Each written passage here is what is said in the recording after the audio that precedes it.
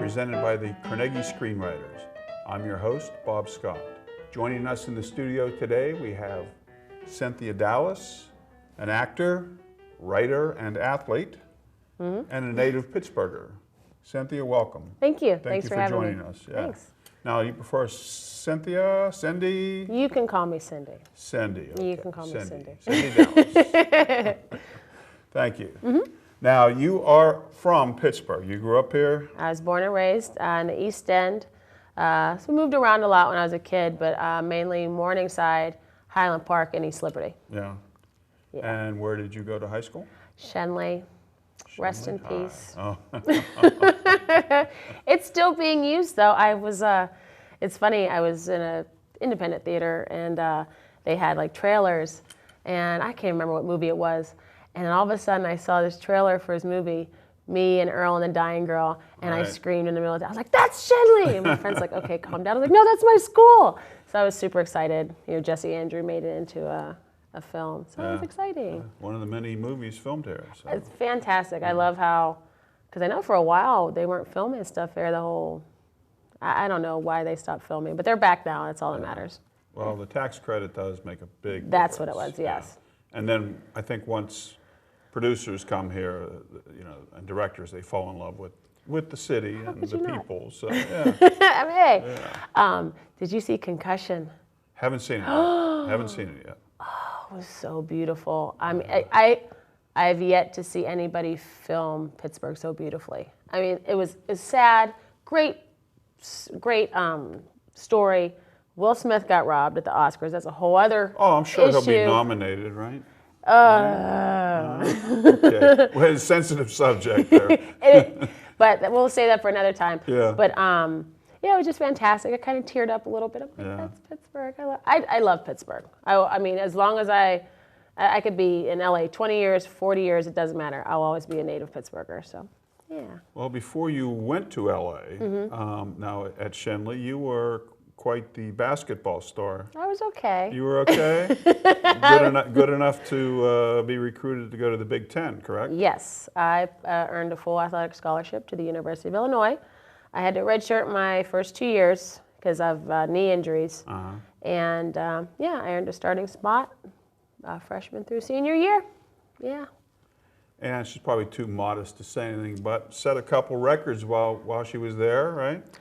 I set the rebounding record while I was there. It's since been broken. I shot 10 for 10 from the field goal. I think that still stands. And I also had the most fouls. The most fouls. I mean, I got shot from my elbows. I was small for a post. I had to be scrappy. Yeah. Yeah. But it was a good time there. I just came back from there. We had our women's basketball reunion, and I graduated from there about 12 years ago. Tell my age. But it was a great time. So yeah, it was nice to be back. Good. Good. And you actually went pro. I did. I was drafted in 2004 to the WNBA, but like I said, I had a lot of knee injuries, and so by the time I got to the pros, it just kind of the wheels fell off. I just had my 9th knee surgery this summer. 7 on the left, 2 on the right. So I was bored. I was like, I'll get another knee surgery. No, they were just cleaning out the junk, but they say knee replacement is in the future. But well, hopefully not for a long time. We'll see. Yeah. Now, what team drafted you? I went to the San Antonio Silver Stars. Okay. Yeah. So, but after that was over, I came back to Pittsburgh for a couple years, and that's when I really started to focus on acting because I didn't have basketball anymore. I started segueing into acting when I was in college, my junior year. All the jocks were taking Acting 101 or Theater 101. I said, oh, I kind of want to do that. I always wanted to do that, but I always had basketball. So I took it, and my acting teacher gave me a good critique. I did a piece from Sam Shepard, and he said, oh, it was really good. You should keep going. And I was like, oh, I'm bit, and that was it. That's all she wrote. So been acting ever since. Good. Yeah. See, so basketball's loss is acting's gain. Yes, but still play basketball player on TV quite often. Yeah. Yeah. I'm sure with your height and that's okay. athleticism and your background. Yeah. work is work. Work is work. But, you know, you get to a certain point, you want to try to venture out and kind of go outside your niche. What is it? Niche? People in Pittsburgh say niche. It's niche. Niche. It's So niche. that sounds good. Your comfort zone. How's that? What do you say? Me? I say comfort zone. Just like people in Pittsburgh say crick. Crick. I know. Yeah. Or warsh. Yeah. Get down there to crick and hat. Get Yeah. Yeah. You probably miss that, don't you? I do. You I miss come the home. Yinzer. I miss it. And I get very upset when I watch movies and they're supposed to be from Pittsburgh, because most people they either don't know what a Pittsburgh accent is, or if they're supposed to be from Pittsburgh, they'll have a New York accent. I'm like, that's not even close. So I like when I see movies and they have, you know, local people doing. I'm like, that's a Pittsburgh accent. I know that. At what point did you decide you wanted to really commit to acting and make the move to Los Angeles? And why? Well, it really kind of hit me probably my senior year of college. I knew my knees weren't gonna last. You know, when I was younger in high school, it was always my dream to go to the WNBA, go play overseas, because I love to travel. I've traveled all over just leisurely, but I would have loved to, you know, been working and traveling. And just I remember my doctor was giving me, he was aspirating a whole bunch of fluid out of my knee after a game. And I said, I'm not going to have a lengthy career. So that's when I really started looking into acting, like seriously. So when I would come home in the summers in Pittsburgh, I started taking classes at CCAC with Donna Perkins. Donna Perkins. God bless her. She's just fantastic. She was exactly what I needed, because she'd push me, but she was still very kind. Because, you know, some teachers are just mean and they try to break you. That's anything but her. And so, you know, she kind of pushed me. She said, oh, you should audition for this and audition for that. And then when I was released from my team in the WNBA, moved back to Pittsburgh, and I just started auditioning as much as I could. And I met you. That's right, through Donna Perkins. Yeah, through Donna. Is a wonderful, wonderful person and a terrific theater teacher. Oh, absolutely. Acting teacher. Yeah, you know, she's a great teacher. Yeah, very encouraging. Yeah. So, yeah. So you went to LA with a plan, or were you winging it, or? I mean, I was winging it. Yeah. I'm not even gonna lie. Yeah, I knew I had to save up money, because I know everyone says it's so expensive, it's so expensive. And so after college, I came back here. I was working 3 jobs. I was working at the Y, at the front desk, and doing laundry. And then I was working at Max and Irma's in the afternoon, working the lunch shift. And then I was working over the north side at a recreation center. So I was working like 60, 70 hours a week. And I was just saving up my money. And then finally, one of my friends, he said, when are you going to leave? Not that we don't want you here, but, you know, he said, if you don't go, he said, that's going to hurt me. He said, because I'm kind of hitching my dreams onto you. So he's like, I'm living vicariously through you, so you have to go. And so I left in December '06, and I've been out there ever since. Yeah. Out there working, making a living as an actor? Yeah, it's a grind. I mean, I still have a survival job out there, but I think considering I have very limited like foundation or training for acting, I think I've made the most out of my career. You know, I'm still growing, I'm still learning, I still take classes. I want to try to branch out and, you know, do roles that are a little outside my comfort zone, since we're not saying niche, niche, whatever. Because, you know, one of the things my teachers told me at Illinois, he said, you're going to get typecast initially. He said, don't let that be a barometer of your talent. He said, you're tall, you're athletic. He said, most actors are short and very petite. So you're going to get cast as, say, the bully or the athlete, which I've played all of them. And he said, just keep working. He said, read as many plays as you can, watch as much TV as you can, watch as many movies as you can, and just learn. And that's what I've been doing. Good advice. Yeah. And actually, you were cast as a bully on an episode of iCarly. Yes.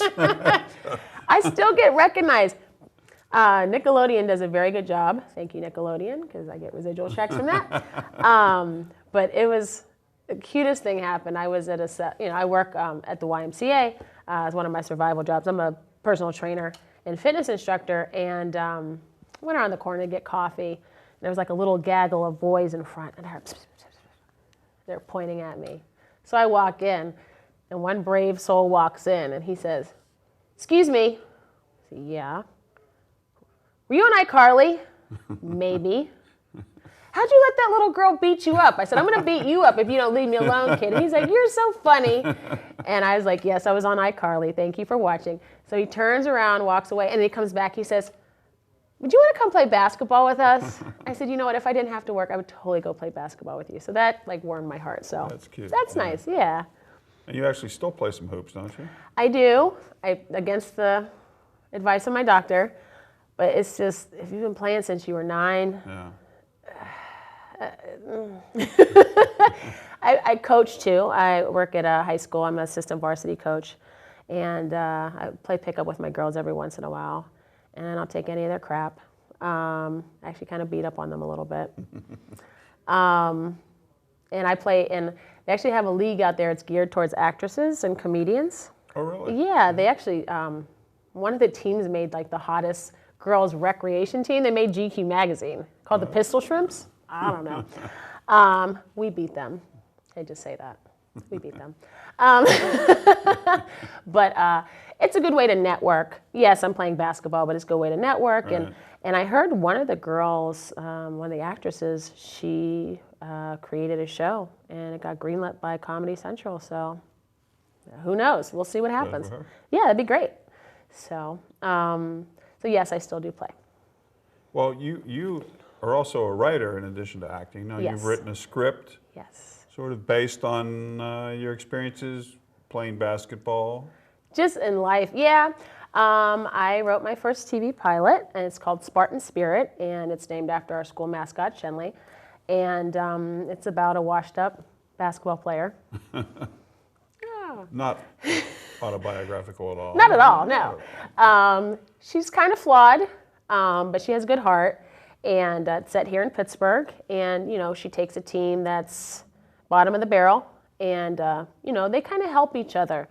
There's a lot of things that she would like to fix in her life. It's a story about redemption. You know, just things she dealt with her parents, things she deals with in her relationships, with friendships. And she sees a lot of similarities in the girls and kind of flashbacks back and forth between present day and her as a 5-year-old and a 13, 14-year-old, and then her, you know, her as an adult. And, you know, she's constantly struggling to be a good person and to be a good role model to her players, but she kind of falls short a lot of times. So they have to help her as much as she helps them. Exactly. Yeah, so I've been trying to shop that around, a couple different production companies. Maybe one here in Pittsburgh. Any producers out there? Anybody? So, but it's just, it's very cathartic to write. I was just definitely scared of it. Because I kept thinking, I had all these ideas in my head and I'd just been kicking them around. And finally, one of my clients in personal training, he's a pretty well-known comedian. He does a lot of movies and things like that. And he said, "Why don't you start writing stuff for yourself?" He said, "I'm sick of you complaining about the roles you don't get. Write your own." He said, "Why don't you redo The White Shadow or something like that?" I was like, okay. I said, yeah, why don't I? So I started watching that show and I said, okay, how can I update it? And that's when I came up with Spartan Spirit. Which was another basketball story, a series. Yes, Ken Howard. Ken Howard. Yes, and that was, you know, it's a little dated, but I know it's very popular. I know any guy in their 40s and 50s like, oh yeah, I love The White Shadow. So, and I want to show real athletes. And not to slam Jessica Biel, but her basketball playing on Seventh Heaven. She's beautiful. I don't know what kind of basketball. You know, I don't want a whole bunch of makeup and all that stuff. I want girls that really, they're sweating, their hair's all crazy, and, you know. Yeah, gritty. Yeah. Gritty, that's realistic. the word. There you go. Thank you. That's what I want, because that's really what basketball is. And, you know, I want to showcase girls that, you know, women can be complex characters as well, even though they're athletes. I know a lot, they're always portrayed as one-dimensional, like, oh, they're trying to be like a guy, perhaps they're a lesbian, or they don't, whatever. They're just a jock, and that's it. And I want to show very layered characters in my show. And you yourself would like to break that mold of being typecast. Yeah, it's funny because I wrote it so I could be the lead and I'd be the basketball coach, former basketball player, which is me, but there's a lot more than just... Be able to explore all the layers, complexities. Sure. Exactly, yeah. Now, well, we talked about iCarly and how you were the bully. Now you've guest starred on some other TV shows. Yes.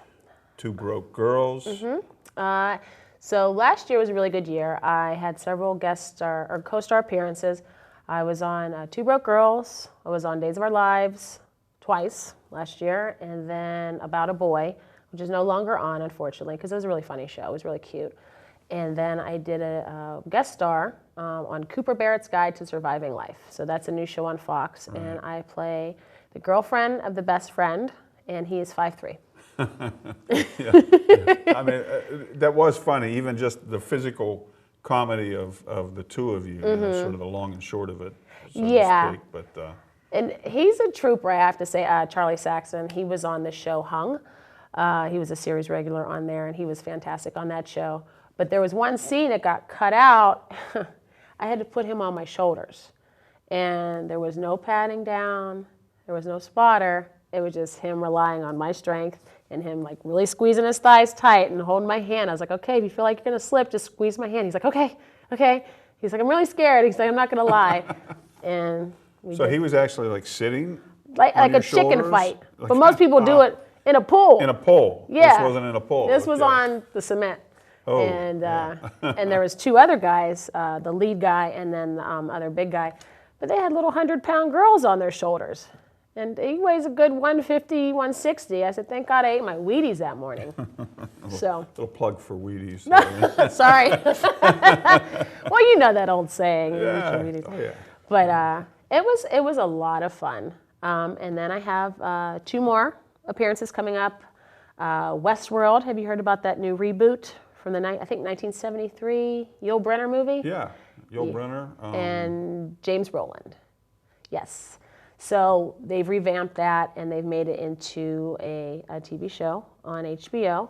And I play a robot bodyguard.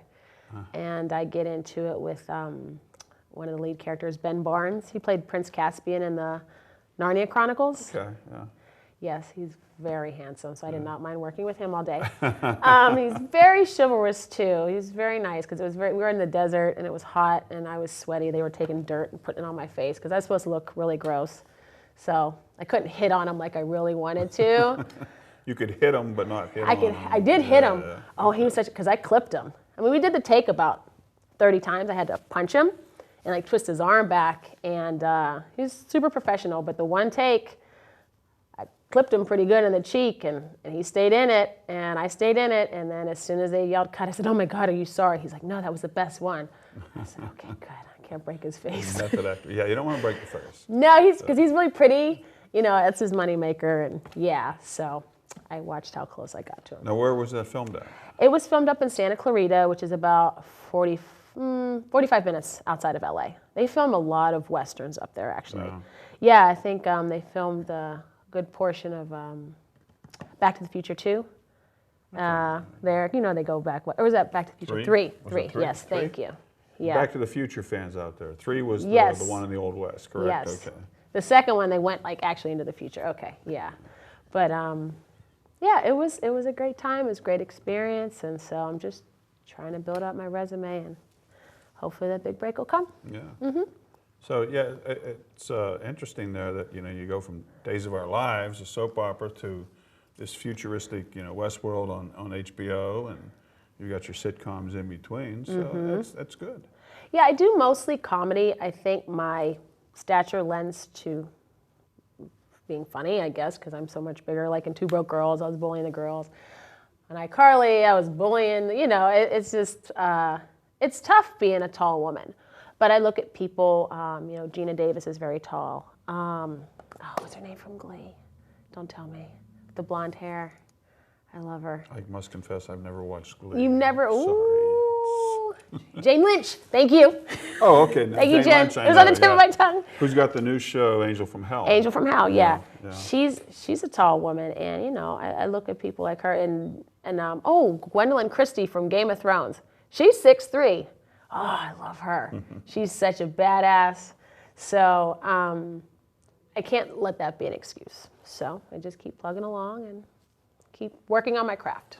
Good. And you've also done some film work, right? Some short films, independent films? Or? I've done some independent films. I did one, Jailbait. I played a correctional officer. Had a decent role in that. And then a couple short films. One I played a witch. Another one I played an ex-basketball player, but I was a lesbian in that one. So that was a challenging role. But it was good. I had a great dynamic and relationship with the other actress and, made things very comfortable for each other. So yeah, it was great. Do you find you have a preference between, say, film and television or even stage? Well, each one's different. Like stage, I know there's been times I've gone up on a line and you can't say, hey guys, can I take it back? I'm going to go back out there and do that over again. You got to roll with it. You got to really be on your toes. And you definitely have more freedom as an actor, theater, because the director can guide you in rehearsals, tech rehearsals. But once you get on stage, it's all you. It's immediate. Yeah. It is immediate. Yeah. Yes. And I love that. And I love the adrenaline rush when you get up on stage. Television's fun, but you don't have as much control. I think the glamour of television, you get crafty and you get your own trailer and the makeup and all that stuff. I wouldn't know. Oh, we don't have that budget here. So. I told you, I'm not coming back unless I have a trailer next time. No, I'm kidding. But they could cut your scenes. Yeah. You work. I've had that happen many times. You sweating and you're sore afterwards and you can't wait to see it. And then you watch it and you're like, I thought I was a bigger part. But it's still, I love doing television because of you can just do more on television. And film, I really haven't had a chance to be any big budget films or anything like that, just more smaller independent, but that's one of my goals. The pilot that you wrote, Spartan Spirit. Yes. Would that be your dream to get that produced? Yes. I think it's my baby. I've been working on it, and it's a lot of my life. And I don't know if anyone else thinks my life is interesting, but I think it's interesting. Well, of course it is. That's why you're here. That's why I'm here. But yeah, that'd be my dream to write it, sell it, and have the opportunity to audition for it, and then be a series regular on it. I wouldn't want to be a showrunner like Shonda Rhimes or anything like that. I would just kind of want to, okay, here you go. I'll give you input. I can tell you anything and everything about basketball to make it authentic. But basketball is just the backdrop. It's really about relationships and redemption.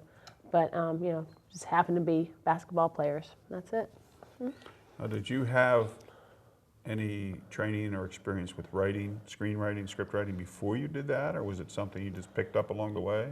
It was a lot of trial and error. I was an English major English and history major in college, so I had to write a ton of papers. I had short story writing for several courses in college as well, but I just got Celtics and just started pounding away. And I had a couple friends that are actual writers, published writers, work on a couple different TV shows, and they said, okay, well let's clean this up here.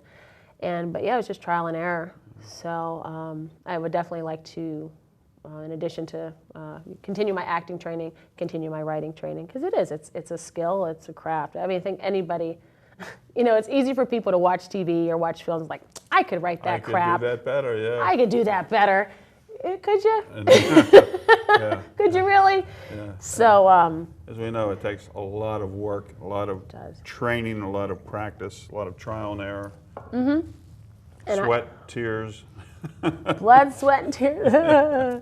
But hopefully, and I started a couple other scripts and, see what happens.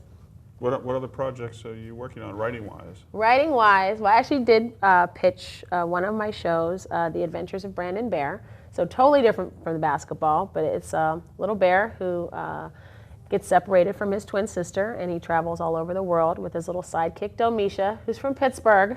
She has her little black and gold scarf that she always wears. Connection there. Oh, yeah. Well, he's from the Appalachian Mountains of Pennsylvania. So there's a theme. I like to keep all my stories here in Pittsburgh. Yeah, but it's a geography show. It's animated and teach children about different cultures, a little bit of languages, and then geography. Because most kids, can't find the United States on the map, and that's a problem. So, and then total other end of the spectrum, working on a comedy called Dom, and it's about a would-be police officer who works as a dominatrix at night. That's interesting, the dominatrix. Huh? Yes, there's all kinds. Takes all kinds. Oh, yeah. So I'll just leave that one there. Yeah. We'll come back to that later. Yeah, this is a PG show, right? Okay. Well, PG-13? PG-13? I don't know. But yeah, that's a comedy. So. Yeah. Great. Yeah. You thinking of starring in that one too? I could. Okay. I could. We'll see. What advice would you have for any aspiring actors out there here in Pittsburgh or the surrounding area, who want to do what you're doing? What would you tell them? I would say go to as much theater as possible. Same thing my teacher told me. Go to as much theater as possible. Watch as many movies as possible. Actors that you like, actresses that you like. And just develop a thick skin. You're going to get told no a lot. And I know it's easy to just kind of give up, but if you're really passionate about acting, if you think about it before you go to bed, you wake up in the morning and you think about it, then you need to be an actor. But you also have to develop a craft. You can't just jump out there and just expect to, hey, I'm here, book me. You got to work, and you got to be fearless and afraid to look, don't be afraid to look stupid, because I felt like that a lot of times, but you got to get over it. I'm never afraid to look stupid. And you are definitely fearless, Cindy. Well, it's good acting, I'm telling you, because I get nervous a lot, but that's my dream, and I'm gonna keep plugging away. Well, thank you, and thank you so much for being here, sharing your life and your experiences with us, and thank you for tuning in to FadeIn here on PCTV 21, presented by the Carnegie Screenwriters. I'm your host, Bob Scott, saying until the next time, good night.